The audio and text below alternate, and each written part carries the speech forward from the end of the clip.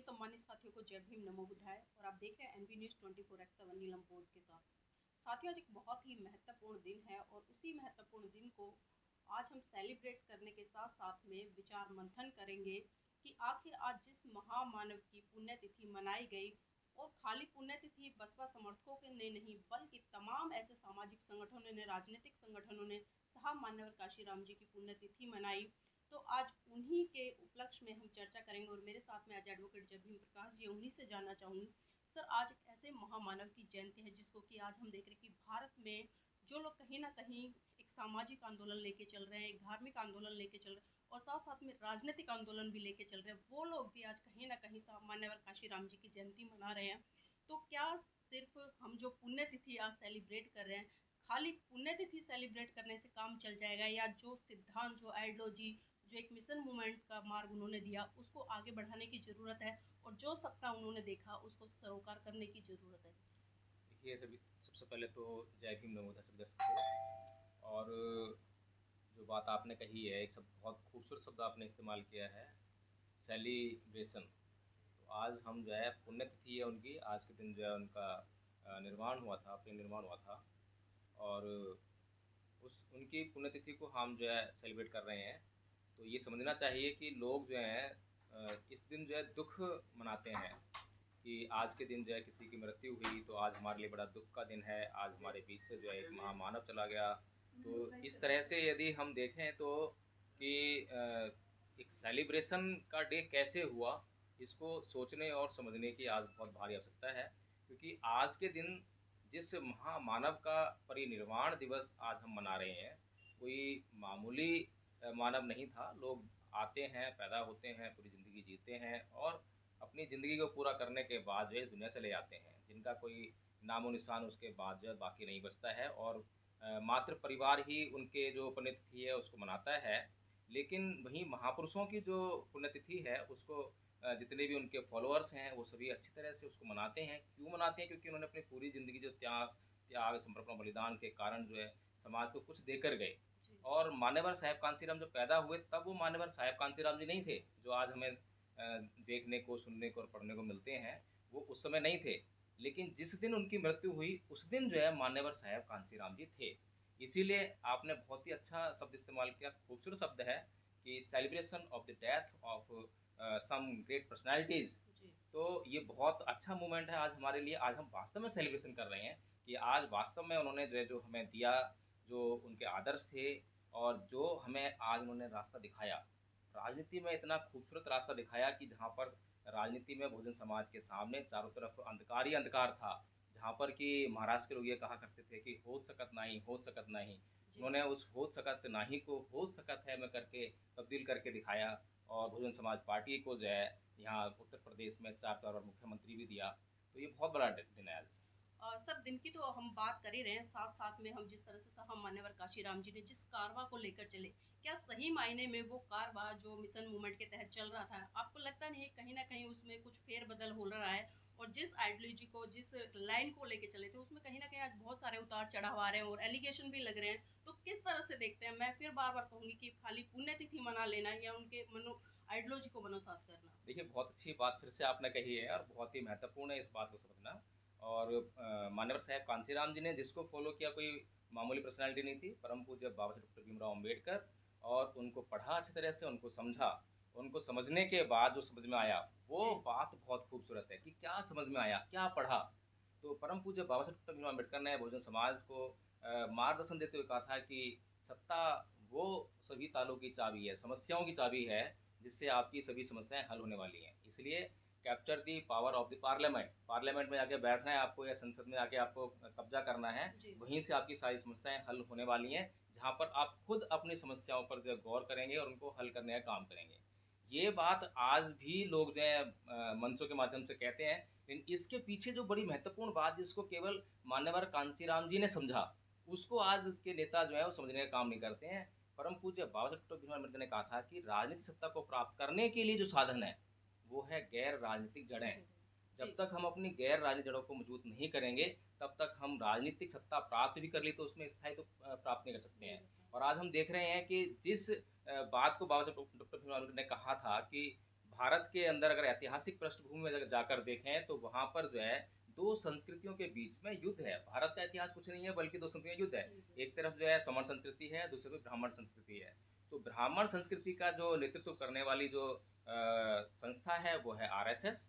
अब उसका मुकाबला करने के लिए बाबा साहब डॉक्टर भीमराव ने एक मुहिम चलाई थी, और फिर कांशीराम जी ने जो एक राजनीतिक मुहिम के साथ साथ हमें खाली उनकी राजनीतिक मुहिम दिखाई देती है, लेकिन परम पूज्य बाबा साहब डॉक्टर भीमराव अम्बेडकर की जो गैर राजनीतिक जड़ों वाली जो बात थी वो दिखाई नहीं देती है कि साहेब मान्यवर कांशीराम जी ने कितनी खूबसूरती से जो है धार्मिक और सामाजिक आंदोलन, जो कि गैर राजनीतिक जड़ों की बात कर रहे हैं, तो उसमें से जो है उन्होंने जो है सामाजिक आंदोलन को आगे करके, सामाजिक आंदोलन करके राजनीति सत्ता को प्राप्त करने का बहुत महत्वकारी कार्य किया। तो इस प्रकार से जो है हम सोच सकते हैं, समझ सकते हैं कि आज जो है यदि हमें और आज जो हमारे बहुजन नेता हैं, यदि वास्तव में अभी 2024 में इलेक्शन आने वाले हैं और बीजेपी को रोकने का दम भर रहे हैं, बीजेपी रोकने का काम कर रहे हैं, सबकी एक कॉमन ये इंटेंशन है, इच्छा है कि हमें जो है आने वाले समय में 2024 में जो चुनाव होंगे उसमें किसी भी प्रकार से बीजेपी को सत्ता से बाहर करना है, उसको सत्ता में नहीं आने देना है। बहुत ही अच्छी बात है और सभी जानते भी हैं, ये सबकी आज जरूरत बनी हुई है। पूरे देश में आज एक ऐसा माहौल भी बना हुआ है, लेकिन क्या हमने जो परम पूज्य बाबा जी डॉक्टर अम्बेडकर ने कहा और जो साहब मान्यवर कांशीराम जी ने किया, करके दिखाया, क्या उसको हम फॉलो अप कर रहे हैं? क्या हम अपनी गैर राजनीतिक जड़ों पर काम कर रहे हैं? तो मैं ये समझ रहा हूँ कि आज जो है जिस भी नेता को देखो, जो अगर जैसे कि बसपा है, एक सिस्टम है, चंद्रशेखर आज़ाद ने पार्टी बनाई, एक सिस्टम बना लिया है। एपीआई है, Ambedkar party of India, system बना लिया है। और क्या नाम आपके जो है बामन मेश्राम जी हैं, सिस्टम बना लिया है। तो इन नेताओं की अगर हम बात करें तो इनकी एक घुरी है, इनकी जो राजनीतिक जो आंदोलन कर रहे हैं, राजनीतिक जो काम कर रहे हैं, इनकी एक घुरी है, अपनी घुरी के आसपास काम कर रहे हैं। लेकिन इसके अलावा जो नेता बहुजन समाज का होने का दावा करते हैं, अम्बेडकरवादी होने का दावा करते हैं, लेकिन अम्बेडकरवाद को जानते नहीं हैं, और मैं कहूँगा कि वो अम्बेडकरवादी नहीं हैं, वे मात्र अम्बेडकर समर्थक हैं। और आज बहुजन समाज को जो है अगर वास्तव में उनको अगर अपनी आंखें खोलनी हैं और अगर ये ज्ञान अगर वो प्राप्त कर लें, इस बात को अच्छी तरह समझ लें, तो बहुत ही अच्छी तरीके से जो है वो अपने नेताओं को हैंडल कर सकते हैं। क्योंकि मैं ये मान रहा हूँ नीलम जी कि आज जो नेताओं के हाथ में नहीं होना चाहिए जनता को हैंडल करना। एक बार मान्यवर साहब कांशीराम जी ने ये कहा था, जब उनसे प्रेस रिपोर्टर्स ने पूछा कि आपका तो ये वाला नेता भी बिक गया, आपका तो वो नेता भी बिक गया, तो साहब मान्यवर कांशीराम जी ने क्या कहा था कि मैं ऐसा समाज बनाऊंगा जो कि ना बिकने वाला होगा, और इतने नेता पैदा कर दूंगा कि एक बिकेगा, कितने नेता खरीदेंगे ये लोग जो है। तो समझने वाली बात यह है कि जैसी हमारी जनता होगी, पब्लिक होगी, वोटर्स होंगे, जो जैसा हमारा समाज होगा, वैसे ही नेता हमारे बीच में से निकल कर आएंगे। या फिर अगर कोई नेता, जैसे कि आज चंद्रशेखर आज़ाद को हम देख रहे हैं कि बहुत ग्लैमरस हो गया है और बहुत ही मुझको पर ताव देना और ऐसे ऐसे स्टंट मतलब हमें दिखाई देते हैं जो कि हवाई कह सकते हैं, उनको फिल्मी कह सकते हैं। लेकिन सर आज अगर हम वर्तमान में देखें तो यूथ का एक बहुत बड़ा जत्था उनके पीछे है। जी, तो इसीलिए मैं बोल रहा हूँ कि आज हमें जो है इस बात की भारी ज़रूरत है कि अगर चंद्रशेखर आज़ाद के पीछे इतना ग्लैमर है, उसको मीडिया भी कवरेज दे रही है, तो हमें उसको बर्बाद करने की ज़रूरत नहीं है, ख़त्म करने की ज़रूरत नहीं है, बल्कि उसको एक दिशा देने की ज़रूरत है कि बहुजन समाज जो है क्या चाहता है, और बहुजन समाज जो है अपने महान पुरुषों के आदर्श को इस तरह समझता है। इसलिए कहीं पर भी ना तो बहुजन समाज भटकाव में आए और ना अपने नेताओं को भटकने दे। तो आज हमें इस बात पर बहुत ही तल्लीनता से सोचने की जरूरत है कि परम पूज्य बाबा साहब डॉक्टर भीमराव अम्बेडकर का जो अनुयायी होने का दावा करता है, अम्बेडकरवादी होने की बात करता है, तो कोई भी अम्बेडकरवादी तब तक नहीं हो सकता है जब तक कि वो बाबा साहब डॉक्टर भीमराव अम्बेडकर की एक एक बात पर अपनी सहमति न जताए। पहली बात तो सहमति न जताए, सबसे पहली बात यही है। हो सकता है कि फॉलो अप करने में जो है, क्योंकि हर कोई आदमी फॉलो अप करने में जो है 100% तो नहीं हो सकता है, कोई 10% करेगा, कोई 20% करेगा, कोई 50% करेगा, लेकिन एटलीस्ट जो है जो सबसे कम जो अम्बेडकरवादी होने की जो रिक्वायरमेंट है वो ये है कि कम से कम जो है बाबा साहब डॉक्टर भीमराव अम्बेडकर की किसी भी बात से कोई इनकार ना करे। लेकिन आज हम देखते हैं कि आज ऐसे नेताओं का हुजूम हमें दिखाई देता है जो अपने आप को अम्बेडकरवादी होने का दावा करते हैं। अगर कोई अपने आप को अम्बेडकरवादी होने का दावा करता है और वो कहता है कि मैं जो है बौद्ध धर्म नहीं अपनाऊंगा, क्योंकि बाबा साहेब अम्बेडकर ने अंतिम समय में जो है एक प्रबुद्ध भारत की जो है कल्पना की, बौद्ध में भारत की कल्पना ली, और हिंदू धर्म को छोड़ने के बाद जो है 14 अक्टूबर सन 1956 को जो है जी बौद्ध धर्म को अपना लिया, ग्रहण कर लिया। अच्छा, सबसे बड़ी महत्वपूर्ण बात क्या है कि परम पूज्य बाबा साहेब डॉक्टर भीमराव अम्बेडकर के जीवन का कोई भी अंश, कोई भी ऐसा पल जो है ऐसा नहीं रहा जो उनके अपने व्यक्तिगत लाभ के लिए रहा हो।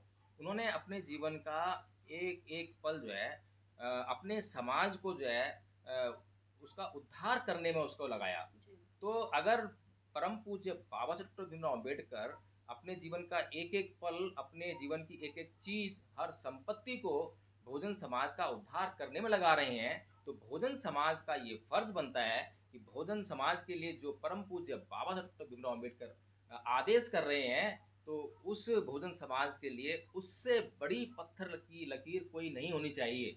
तो परम पूज्य बाबा साहेब डॉक्टर भीमराव अम्बेडकर 14 अक्टूबर सन 1956 को नागपुर की दीक्षा भूमि से क्या कह रहे हैं? लाखों लोग सामने हैं और लाखों लोगों को जो है 22 प्रतिज्ञाएं दिला रहे हैं, और वो हिंदू धर्म को छोड़ने की बात कर रहे हैं, बौद्ध धर्म को ग्रहण करवाने की बात कर रहे हैं। तो ये सीधा सीधा जो है बहुजन समाज के लिए एक संदेश है कि आपको हिंदू धर्म छोड़ना है, सबसे पहली बात। दूसरी बात, आपको बौद्ध धर्म ग्रहण करना है, बौद्ध संस्कृति को आपको समझना है और बौद्ध संस्कृति के अनुसार जो है अपने जीवन को चलाना है। लेकिन अगर जी अगर नीलम जी, कोई भी व्यक्ति मुस्लिम है, कोई भी व्यक्ति जो है सिख है, ईसाई है, और वो कहता है कि मैं अम्बेडकरवादी हूँ, मैं जब तक उसको अम्बेडकरवादी मानने के लिए बिल्कुल कतई तैयार नहीं हूँ, जब तक कि वह अपना जो है धर्म परिवर्तन करके बौद्ध धर्म को ग्रहण नहीं कर सकता। अगर कोई ईसाई है और कहता है कि मैं अम्बेडकरवादी हूँ, तो गलत है। लेकिन कोई ईसाई है और वो कहता है कि मैं अम्बेडकर समर्थक हूँ, तो जी बिल्कुल सही है, बिल्कुल करेक्ट है। एक ईसाई होकर, एक मुसलमान होकर, एक सिख होकर, एक जैनी होकर, एक हिंदू होकर आप जो है अम्बेडकर समर्थक हो सकते हैं। आप जो है बाहर से समर्थन कर रहे हैं, बिल्कुल अच्छी बात है, लेकिन आप जो है अम्बेडकरवादी अपने आप को नहीं कह सकते हैं। इसीलिए बहुजन समाज को, जो अपने आप को आज अम्बेडकरवादी कहते हैं और जय भीम का नारा लगाते हैं, नीले झंडों में तल्लीन हैं, तो उनको इस बात को, इस परिभाषा को अच्छी तरह से समझ लेना चाहिए कि अम्बेडकरवाद जो है जब तक पूरा नहीं होता है, जब तक कि कोई व्यक्ति बौद्ध नहीं बनता, क्योंकि बौद्ध बनने से ही केवल आरएसएस की चूल्हे जलती हैं। आरएसएस को अगर डर लगता है, तो ना तो उसको मुसलमान से डर है, ना ईसाई से डर है, ना सिख से डर है, ना जैनी से डर है, किसी से डर नहीं है। उसको केवल और केवल उन पुरानी जड़ों से डर है जी जो बौद्ध संस्कृति में समाई हुई हैं। कोई भी व्यक्ति जब बौद्ध बन जाता है, बौद्ध विचारधारा को समझ लेता है, तो उसके बाद पलटकर वहां जाने की कोई संभावना नहीं है। एक बौद्ध व्यक्ति जो विचारों से बौद्ध बना है, सोच समझकर बौद्ध बना है, फिर वापस जो है वो ना हिंदू बन सकता है, ना मुस्लिम बन सकता है, ना जैन, ना पारसी, कुछ नहीं बन सकता जो है। तो इसलिए ये बहुत जरूरी है कि अम्बेडकर वादियों को इस बात को अच्छी तरह समझ लेना चाहिए। जय भीम चिल्लाने से पहले, जय भीम कहने से पहले, और उससे ऊपर अपने आप को अम्बेडकरवादी कहने से पहले जो है उनको इस बात पर गौर कर लेना चाहिए कि बाबा साहेब ने जो है क्या किया है, क्या नहीं, कहा है। बिल्कुल सही कहा सर आपने। आपने अभी अम्बेडकरवादी और अम्बेडकर समर्थक दोनों में बहुत अच्छे तरीके से डिफाइन करके बताया कि दोनों में फ़र्क क्या है। लेकिन अभी आज का जो दिन है, मैं उस दिन को सेलिब्रेट करने के लिए, उस दिन पे चर्चा करने के लिए, उस महामानव पे चर्चा करने के लिए आपके साथ में जुड़ी हुई हूँ। तो इसलिए मैं चाहती हूँ जितना फ़ोकस हो सके आप साहब बिल्कुल। मान्यवर काशीराम जी पे रखें, क्योंकि बाबा साहब पे तो लगातार हम बात करते रहते हैं, क्योंकि कहीं न कहीं विडंबना है आज बहुजन समाज की कि हम बहुत सारे कार्यक्रम आयोजित करते हैं, बहुत सारी विचार गोष्ठी आयोजित करते हैं, लेकिन आज भी कहीं न कहीं हम देखते हैं कि जिन सिद्धांतों को, जिन विचारों को बहुजन महान पुरुषों ने दिया, उसको आज भी हम मनुसार नीलम जी, करके जी मैंने रहे हैं। मैंने जो बाबा साहब डॉक्टर भीमराव अम्बेडकर की जो जी, जी। बात कही है, उसी को मान्यवर साहब कांसीराम जी ने फॉलो अप दिया था। जी। अगर सामाजिक आंदोलन की हम बात कर रहे हैं साहब मानवर कांसीराम जी के, तो उसके साथ में धार्मिक आंदोलन को हम इग्नोर नहीं कर सकते। उन्होंने नहीं, जो है, जी। अगर आप जो है गौतम बुद्ध यूनिवर्सिटी देखते हैं, गौतम बुद्ध नगर देखते हैं, गौतम बुद्ध के नाम पर जो है बहुत सारी चीज़ें देखते हैं, उनके परिनिर्वाण पर जो है बौद्ध भिक्षुओं को वहाँ पर देखते हैं, बहन कुमारी मायावती को हर संस्कार अपने बौद्ध धर्म से करते हुए देखते हैं, तो वो, ये जो नेता हैं, ये अच्छी तरह जानते हैं कि उनको क्या करना है। जी। हालाँकि अभी जो है राजनीति अगर करनी है नेताओं को, तो उसके लिए जो हमारे समाज की जो अभी स्थिति है, वो सांस्कृतिक जो स्थिति है उनकी सही नहीं है। अभी वो एक खतरे खतरे से खाली नहीं है, ऐसा कह सकते हैं, क्योंकि हमारा पूरा का पूरा समाज अभी हिंदू धर्म की जड़ों में समाया हुआ है। जब तक कि वहाँ से धीरे धीरे, क्योंकि ये बैकग्राउंड में काम करना पड़ेगा, आंदोलन का काम है ये राजनीतिक काम ये नहीं है ये। सामाजिक आंदोलन है हाँ, और धार्मिक तो आंदोलन है। सामाजिक और धार्मिक आंदोलन की बात बाबा साहेब करते हैं, उसी को फॉलो अप जो है कांसीराम जी देते हैं। तो कांसीराम जी का आज हम परिनिर्वाण दिवस मना रहे हैं। तो कांसीराम जी के जीवन में जो काम अधूरा रह गया है या जिसे वो पूरा करना चाहते थे जी। साथ के साथ जो है, तो उसको अछूता नहीं कर सकते। इसीलिए मैंने इस बात पर चर्चा की है कि बाबा कांसीराम जी ने जिस बात को फॉलो किया है वो बाबा साहेब की बातें हैं, और बाबा साहेब ने क्या मार्गदर्शन जो है इस देश को दिया है, बहुजन समाज को दिया है। अगर कांसीराम जी ने सत्ता प्राप्त करने का जो हमारा सपना था उसको साकार करके दिखाया है, और आज हम उसको जो है बार बार उसकी तरफ देख रहे हैं, सत्ता को प्राप्त करना चाहते हैं, तो बिना अपनी गैर रानी जड़ों को मजबूत किए हम जो है कभी भी सत्ता का सुख नहीं भोग सकते हैं। जी। और यही कारण है, नीलम जी बता दूं आपको जो है, कि 4 बार मुख्यमंत्री हमने उत्तर प्रदेश से बना लिया। उसके बाद जो है 2022 का जो चुनाव होता है उसमें मात्र एक सीट पर सिमट कर आते हैं। 2007 में जो है हम फुल फ्लैज सरकार बनाते हैं, और 2022 में जो है जी। मात्र एक सीट पर सिमट कर आते हैं। कारण यही है कि हमारी गैर राजनीतिक जड़ें मजबूत नहीं थी, सांस्कृतिक परिवर्तन नहीं कर पाए हम जो है। हमारा जो धार्मिक आंदोलन था वो पिछड़ गया था, और जो पीढ़ी दर चलता है वो केवल सांस्कृतिक आंदोलन चलता है। आपका जो राजनीतिक आंदोलन है वो एक पीढ़ी में आएगा, अगली पीढ़ी में ट्रांसमिट हो पाएगा, कोई गारंटी नहीं है। लेकिन जो संस्कृति जो एक बार अगर किसी परिवार में या लोगों के दिमाग में जड़ जमा लेती जी। है, तो वो लगातार जमाई रखती है और पीढ़ी दर पीढ़ी चलती रहती है। उदाहरण बताऊंगा मैं आपको नीलम जी, कि आज इस देश का जो मुसलमान है, इस देश का मुसलमान बाहर से आया हुआ मुसलमान नहीं है। कुछ परसेंट, मात्र 1% से भी कम जो मुसलमान हैं वो बाहर से आए हुए और भी जी। मुसलमान कह सकते हैं। बाकी जो मुसलमान हैं इसी देश के दलित या अन्य समाजों से कन्वर्टेड मुसलमान हैं। अब आज उनको जो है आप क्या अगर ये कहते हैं कि आप अपना धर्म परिवर्तन कर लो, तो करते हैं क्या? क्योंकि वो सांस्कृतिक परिवर्तन हो चुका है। जब हम एक बार किसी का सांस्कृतिक परिवर्तन कर देते हैं तो फिर वहाँ से वापसी की जो गुंजाइश है बहुत मुश्किल हो जाती है।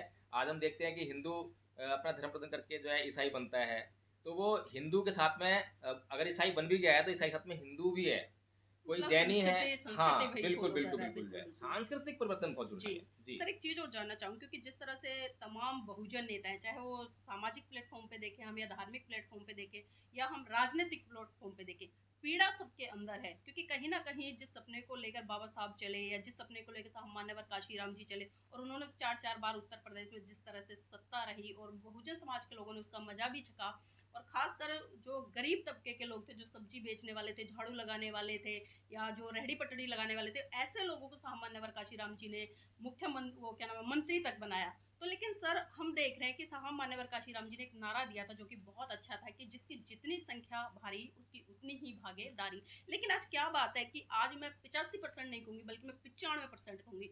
95% भारत देश में बहुजन समाज की संख्या है, लेकिन उसके बावजूद भी ऐसी कहाँ कमियां हैं कि 15% लोग, 15 भी नहीं बचे, कि खाली 5% लोग बचे जो आज इस देश के इतने बड़े तबके पर राज करें। तो कहीं ना कहीं क्या कमियां लगती हैं आपको? देखिए नीलम जी, मान्यवर साहब कांसीराम जी का जो राजनीतिक आंदोलन था वो एमएलए एमपी बनने का नहीं था, जी। मुख्यमंत्री प्रधानमंत्री बनने का नहीं था, बल्कि बनाने का था। बनाने का।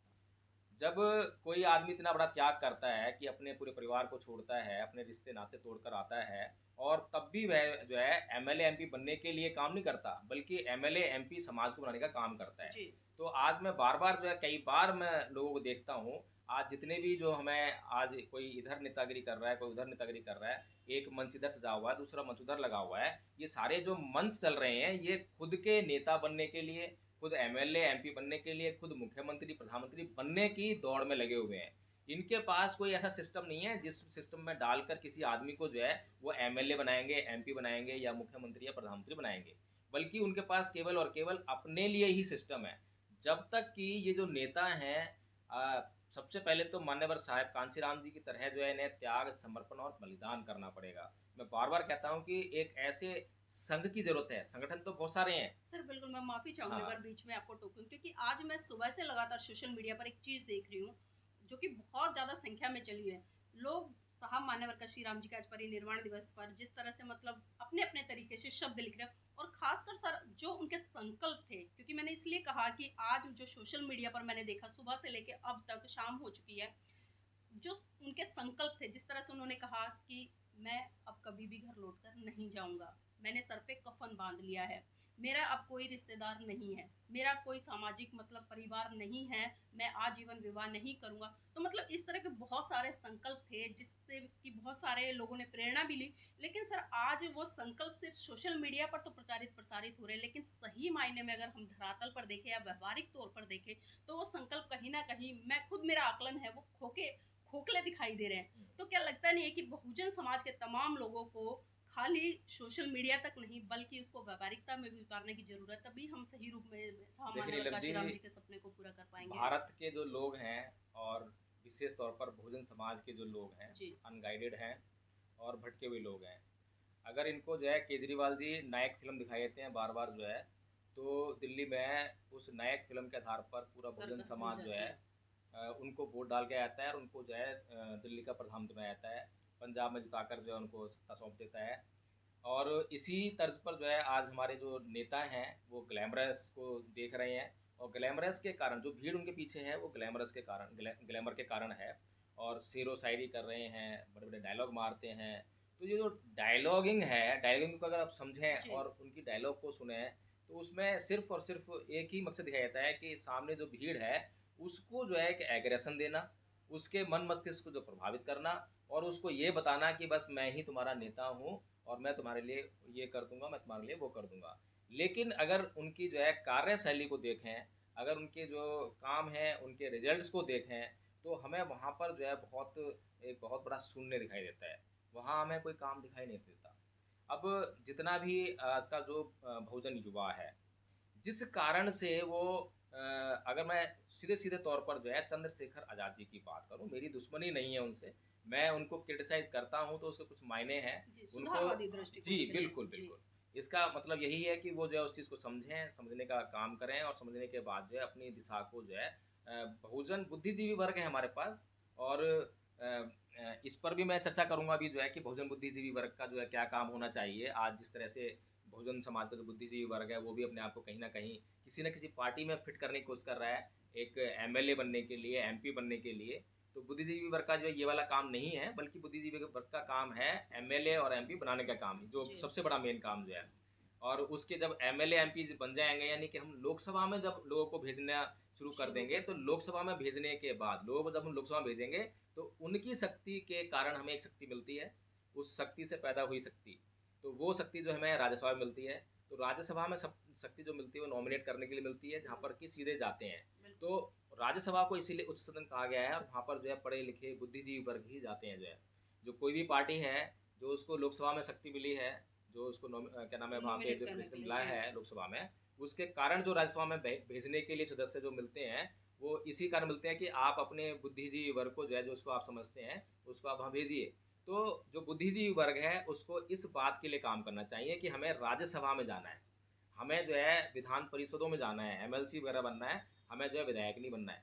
हमें वो काम करना है जो कि इस देश को जिसकी ज़रूरत है, जिसको बहुत सख्त ज़रूरत है कि जहाँ पे कि इस देश को गाइड करने की बात आए। तो जी, इसीलिए जो है नीलम जी आज हम देख रहे हैं कि जो आज हम ग्लैमर को बहुत ज़्यादा देख रहे हैं।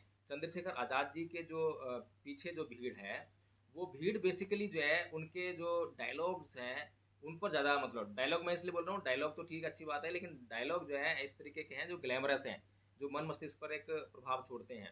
लेकिन आज तक जो है मैं अगर बात कहूँ कि जो मरने-मारने की जो बात करते हैं, वो मेरी समझ से बाहर बात है। आंदोलन माननीय साहब कांसी रंजन ने भी किए, लेकिन वो सारे आंदोलन जो है राष्ट्रीय मुद्दों पर आंदोलन थे, वो छोटे-छोटे मुद्दों पर आंदोलन नहीं थे। जी, लेकिन अभी अगर हम चंद्रशेखर आज़ाद जी के जो आंदोलन देखें, कहीं पर भी कोई भी व्यक्ति जो है दिखाई देता है हमें प्रताड़ित हो गया है और उसको मीडिया ने हाइलाइट कर दिया है, तो वहाँ पर वो जाते हैं और वहाँ पर जो है वो बड़े-बड़े बातें या बड़े-बड़े वादे करने का काम करते हैं। जबकि वहाँ पर कोई उसमें राष्ट्रीयता नहीं है।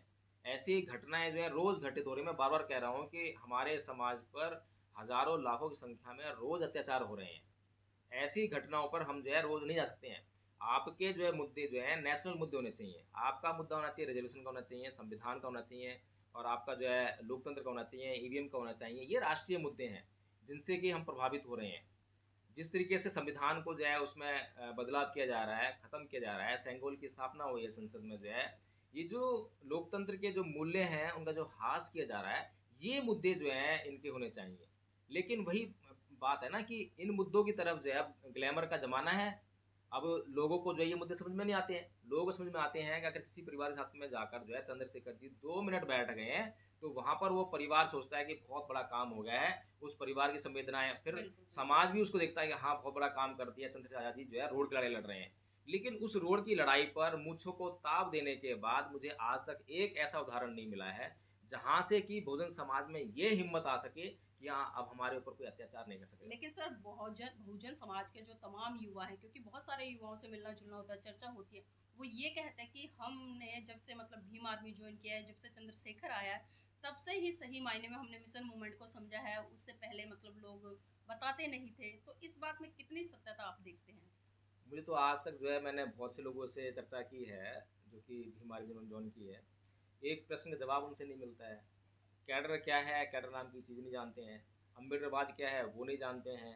बाबा साहब डॉक्टर भीमराव अम्बेडकर की किताब किसी ने पढ़ रखी हो, एक दिखाई नहीं देता मुझे जो है। और उनका जो शैक्षणिक लेवल है, बहुत डाउन है। सर सर पढ़ाई-लिखाई में उनका बिल्कुल। ध्यान नहीं है। साहब मान्यवर काशीराम जी ने एक बात कही थी कि जब मेन स्ट्रीम मीडिया किसी भी बहुजन व्यक्ति के युवा को या नेता को दिखाने लगे, उसकी प्रशंसा करने लगे, उसका बढ़-चढ़ के गुणगान करना लगे, तो समझ जाना चाहिए। तो वो शब्द क्या थे सर? आगे आप ही बता दीजिए। देखिए मान्यवर साहब कांशीराम जी ने जो चमचाई लिखी है, उसमें बहुत बड़ी खूबसूरती से जो उन्होंने बात कही है कि जब-जब आपके समाज की राजनीतिक शक्ति जो है इकट्ठी होने लगेगी, उसका ध्रुवीकरण होने लगेगा, केंद्रीकरण होने लगेगा, तब-तब जो है दुश्मन जो है आपकी शक्ति को विकेंद्रित करने के लिए, खंडित करने के लिए आपके ही बीच से एक कमज़ोर बहुत ज़्यादा क्या नाम है कमज़ोर नेतृत्व निकालेगा, ढूँढ के लाएगा और उसको आपके सामने खड़ा कर देगा। इतिहास में भी हमने देखा है कि परम पूज्य बाबा साहेब डॉक्टर भीमराव अम्बेडकर को राजनीति में मात देने के लिए हमारे ही समाज से बाबू जगजीवन राम जी को लेकर आए जी। और क्रिकेटर बालू को लेकर आए। तो क्रिकेटर बालू जो है अब क्या राजनीति जानता था, कितना पढ़ा लिखा था। अब उसके सामने अगर परम पूज्य बाबा साहब चुनाव हार रहे हैं, तो आप समझ सकते हैं कि इस देश के जो वोटर हैं, वो किस तरह से सोचते हैं। ग्लैमरस सोचा ना कि क्रिकेटर की जो पहचान है, वो क्रिकेट खेलने के कारण है, प्रशंसक हैं। बाकी जो संसद में जाके जो है वो कुछ काम कर पाएगा। और आज हम देखते हैं गौतम गंभीर जो है सांसद हैं दिल्ली से, और वो जाकर जो अभी वर्ल्ड कप में जो कमेंट्री कर रहे हैं, कमांडर का। तो वो मतलब ही जहाँ संसद का सत्र चालू है वहाँ पर जो है कमेंट्री कर रहे हैं। सचिन तेंदुलकर जो है संसद में आते हैं, सांसद बनते हैं, लेकिन वो वहाँ से नदारद रहते हैं, एब्सेंट रहते हैं। तो समझ सकते हैं कि ग्लैमरस चेहरा दिखाकर जो है आप जो है चुनाव तो जीत सकते हैं, और ऐसी ऐसी शख्सियत को परम पूज्य बाबा साहब डॉक्टर भीमराव अम्बेडकर जैसे शख्सियत को आप चुनाव हरा भी सकते हैं, लेकिन इस देश का कुछ कल्याण हो पाएगा, भला हो पाएगा, उसकी उम्मीद नहीं है। तो चंद्रशेखर आज़ाद जो है, मैं मेरे पास कोई अभी प्रमाण नहीं है कि वो आरएसएस का एजेंट है या बीजेपी का एजेंट है। मैं क्यों कहूँ ये बात?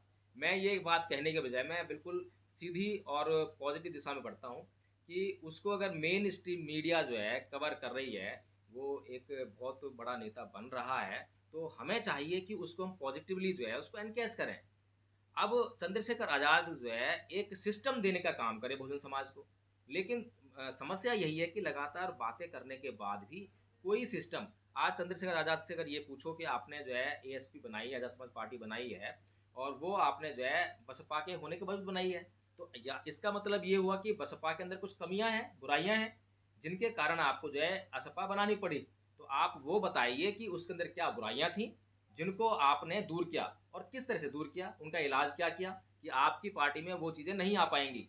लेकिन वहीं पर हम देख रहे हैं कि असपा के अंदर जो चंद्रशेखर आज़ाद जी को जो प्रमोट करने का काम कर रहे हैं, बहुत सारा पैसा वहाँ लग रहा है। तो वो जो पैसा है वो आम जनता का पैसा नहीं है, वो चंदे का पैसा नहीं है। जैसे मानवर साहब कांसीराम जी कहते थे कि एक वोट एक एक नोट, नंबर। तो वो वाली राजनीति नहीं है। वो बहुत बड़े बड़े फाइनेंसर्स वहाँ आ गए हैं, और जो फाइनेंसर वहाँ पे आ रहे हैं वो दबाव बनाएंगे। दबाव बनाए किस चीज़ का, भाई चुनाव लड़ो और हमें टिकट दो या हमारे इशारे पे टिकट दो। तो जो आम आदमी है, अभी एक दो चुनाव इनको जीतने दो, उसके बाद वही चालू हो जाएगा फिर दोबारा से जो है। आप यहाँ से ज़मीनी स्तर से बिना पैसे से चुनाव लड़ने की जो राजनीति है, उसकी जो आपने पृष्ठभूमि तैयार करनी है, वो आप नहीं कर पा रहे हैं। कोई सिस्टम आप जो समाज को नहीं दे पा रहे हैं। समाज को जो है आज बहुत भारी ज़रूरत है एक सिस्टम की। जी। जिस बात पर जो है कोई भी नेता काम नहीं कर रहा, ये मेरी पीड़ा का विषय बना हुआ है। आज बहुत सारे बुद्धिजीवी वर्ग मेरे को दिखाई देता है, बुद्धिजीवी लोग दिखाई देते हैं, जो मंचों पर जाते हैं, समाज की पीड़ा को चिल्लाने का काम करते हैं, लेकिन वो ये नहीं सोचते हैं कि हम लोग जो है इकट्ठा मिलकर जो एक संघ का निर्माण कर लें, अपने आप को संघ में डेडिकेट कर लें। अभी बड़ा उदाहरण है लक्ष्मण यादव जी का। लक्ष्मण यादव जी ने हालांकि ये घोषणा नहीं की है कि सर उन्होंने अभी सपा ज्वाइन कर ली है, जी लेकिन अब वो सपा के मंच पर पहुंच गए हैं। तो सीधी सी बात है कि अभी उन्होंने घोषणा इसलिए नहीं करी है, पहले वो सुन लें बहुजन समाज के लोगों से कि उनकी प्रतिक्रिया क्या है, क्या बोलते हैं वो उनके बारे में। लेकिन सर राजनीति में जाना ये तो हर व्यक्ति का अपना एक पर्सनल डिसीजन है कि वो कौन सी पार्टी को ज्वाइन करे, कौन सी को ना करे। लेकिन अगर वो अपने आप को बार बार मंच के माध्यम से अगर अम्बेडकरवादी कहते हैं तो उन्हें जो है उस अपने समाज की तरफ देखना चाहिए। लेकिन सर क्या अम्बेडकरवादी होने का मतलब यही है कि वो बसपा ज्वाइन करे? नहीं, बिल्कुल नहीं है। अम्बेडकरवादी होने का मतलब ये बिल्कुल भी नहीं है कि वो बसपा ही ज्वाइन करे, लेकिन अम्बेडकरवादी होने का ये जरूर मतलब है कि वो अपने समाज के लिए वो काम करे जो समाज को जो है अच्छी दिशा में ले जाने का काम लेकिन करे। प्रोफेसर लक्ष्मण जी की बात करी आपने, वो तो तमाम मंचों पर जाते हैं, सामाजिक क्रांति की बातें करते हैं, बहुजन समाज को एकजुट होने देखिए, की बात करते हैं, बाबा साहब की बात करते हैं, लक्ष्मण लोहिया जी की का बातें एक करते हैं। डायलॉग जो है वो बहुत बार मंचों से देते हैं कि जब सड़कें वीरान हो जाती हैं तो संसद आवारा हो संसद जाती है। जी। तो अब ये बताइए मुझे, मैं बुद्धिजीवी वर्ग से ये सवाल करता हूँ कि क्या ये अम्बेडकरवाद है, क्या ये अम्बेडकरवादी स्टेटमेंट है, क्या ये बाबा साहेब की जो बातें हैं, जो विचार हैं, क्या उसका इत्तेफाक रखता है? परम पूज्य बाबा साहेब डॉक्टर भीमराव अम्बेडकर जी और मानव साहब कांशीराम जी क्या बात कहते हैं? वो ये जो बात है, ये क्या आप जो है, ये आप कहने का मतलब ये है कि सड़कें जब वीरान हो जाती हैं, यानी कि आप चाहते हैं कि सड़कों पर हमेशा आंदोलन होते रहना चाहिए है? अगर सड़कों पर हमेशा आंदोलन होता रहना चाहिए, यानी कि आपकी विचारधारा की ही सरकार अगर संसद में चल रही है, तब आप क्या करेंगे? तब फिर दूसरे आंदोलन करेंगे। और जब ये सड़क जो है घिरी रहेंगी आंदोलनों से जो है, तो अराजकता का माहौल जो है देश में बना रहेगा। आपके पास एक सिस्टम है कि 5 साल के लिए कोई भी सरकार चुनी जाती है, कोई भी नेता जो है 5 साल के लिए ही चुना जाता है, उसके बाद जो है आपके पास फिर दोबारा से पावर आती है उसको हटाने की। तो आप जो बुद्धिजीवी वर्ग से ताल्लुक रखते हैं, आपका काम ये होना चाहिए कि आप समाज के बीच में जाएं। आप मंचों पर जाते हैं तो वहां पर समाज सुधारने का काम कीजिए कि किस तरीके से वोट करना चाहिए, किसको वोट करना चाहिए, उनको आप एजुकेट करने का काम कीजिए। आप जब पॉलिटिकली एजुकेट कीजिए, उनको ग्लैमरस जो वर्ल्ड है, जो ग्लैमर की दुनिया है, उससे बाहर लाने का काम कीजिए। आप चलिए उसको बौद्धिक बनाइए। ठीक है सर, आज की चर्चा काफ़ी लंबी हो गई है, क्योंकि साथियों मैं ज़्यादा लंबी चर्चा इसलिए नहीं कर पा रही हूँ क्योंकि आज मैं गोरखपुर में हूँ, कल यहाँ पर एक बहुत बड़ा कार्यक्रम होने वाला है, तो उसी के लिए मैं आई हूँ। सुबह पहुँच गई थी गोरखपुर में, लेकिन मैंने समझा कि आज साहब मान्यवर काशीराम जी का जो पुण्यतिथि है उस पर चर्चा की जाए, और आज समाज में क्या हो रहा है, समाज के जो बुद्धिजीवी लोग हैं वो क्या कर रहे हैं, या जो बहुजन समाज आइडियोलॉजी से आने वाले लोग हैं वो किस दिशा में जा रहे हैं। तो कहीं ना कहीं खाली हमें महान पुरुषों की विचारधारा को उसको सोशल मीडिया पर ही प्रचारित नहीं करना है, बल्कि उसको मनोसात करके जन जन तक प्रचारित करना है, और व्यवहारिक रूप से तो उसको बिल्कुल हमें मनोसात करके आगे बढ़ाना पड़ेगा। तो सर आज की इस महत्वपूर्ण चर्चा में आप हमारे साथ जुड़े, कई चीज़ों को लेकर चर्चा की, लेकिन हम आगे भी आपके साथ में जुड़ेंगे, क्योंकि कहीं ना कहीं हम देखते हैं जब आप लोग समाज में काम करते हैं, धरातल पर काम करते हैं, तो धरातल पर जो जो ओरिजिनल सिचुएशन होती है वो निकल कर आती है। क्योंकि मंचों से तो हम अक्सर वही चीज़ें देखते हैं कि भीड़ भी वही होती है जो ऑलरेडी पहले से बहुत कुछ जानती है, जी बिल्कुल। और मंच पर वक्तागण भी वही लोग होते हैं जो कहीं ना कहीं मिशन मूवमेंट के प्रति मतलब जागरूक होते हैं। तो साथियों, आपको असली सच्चाई सही मायने में जमीन पर दिखाई देगी, या उस व्यक्ति के घर में दिखाई देगी जो मिशन मूवमेंट के मंचों तक नहीं पहुंच पाता है, या जो किसी जनसभा में नहीं जा पाता है, या सिर्फ वो खाली वोट देने के लिए जाता है। तो तमाम ऐसे मुद्दों को लेकर हम आपके सामने फिर से हाजिर होंगे। तो आज मैं आप सबसे विदा लूंगी, और एक बार फिर से समस्त देशवासियों को साहब मान्यवर काशीराम जी की पुण्यतिथि की बहुत बहुत बधाई हो, मंगल कामनाएं हो। और मंगल कामना मैं इसलिए दे रही हूँ क्योंकि इस बहुजन समाज ने साहब काशीराम जी को साहब मान्यवर काशीराम बनाया और एक महान नेता बनाया, और खासकर अगर मैं कहूँ कि 21वीं सदी का कोई नायक है तो वो साहब मान्यवर काशीराम है। जय भीम, नमो बुद्धाय। जय भीम।